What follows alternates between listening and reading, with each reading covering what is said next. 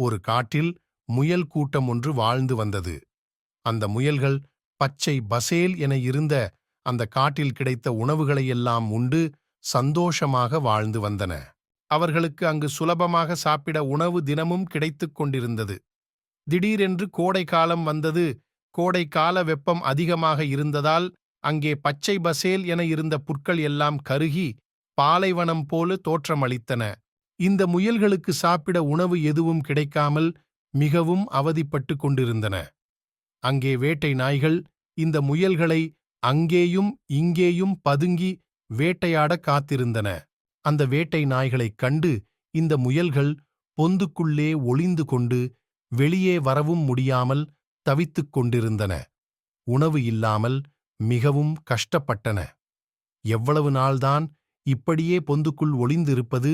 நாம் ஏதாவது செய்ய வேண்டும் என்று சொன்னது. கடவுள் நம்மை பலவீனமாக படைத்து விட்டார்.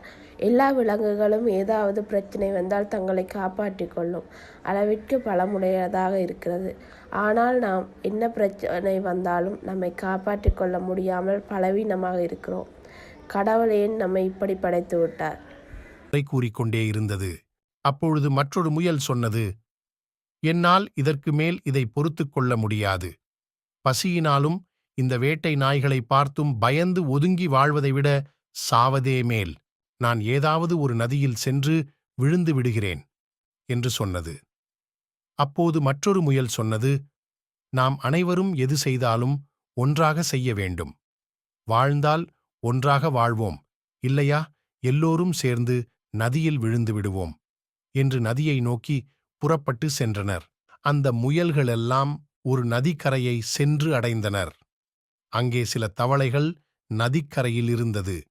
இந்த தவளைகளெல்லாம் முயல்களை பார்த்து பயத்தில் ஒன்றன்பின் ஒன்றாக நதியில் குதித்தன.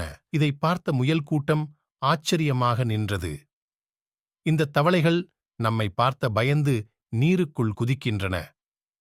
நாம்தான் இந்த உலகத்திலேயே பலவீனமானவர்கள் என்று எண்ணினோம். நாம்தான் அனைவரையும் பார்த்து அஞ்சுகிறோம் என்று பேசிக்கொண்டோம். ஆனால் நம்மையும் பார்த்து சிலர் அஞ்சுகின்றனர். இந்த தவளைகளுக்கு நம்மை பார்த்தால் பயமாக இருக்கிறது போல என்று தங்களுக்குள் பேசிக் கொண்டிருந்தனர். அப்பொழுது ஒரு முயல் சொன்னது, நாம் இந்த பிரச்சனையிலிருந்து தப்பித்துக் கொள்ளவும் நம்மை பாதுகாத்துக் கொள்ளவும் நிச்சயமாக ஏதாவது ஒரு வழி இருக்கும். நாம் அந்த வழி என்ன என்று கண்டுபிடிப்போம்.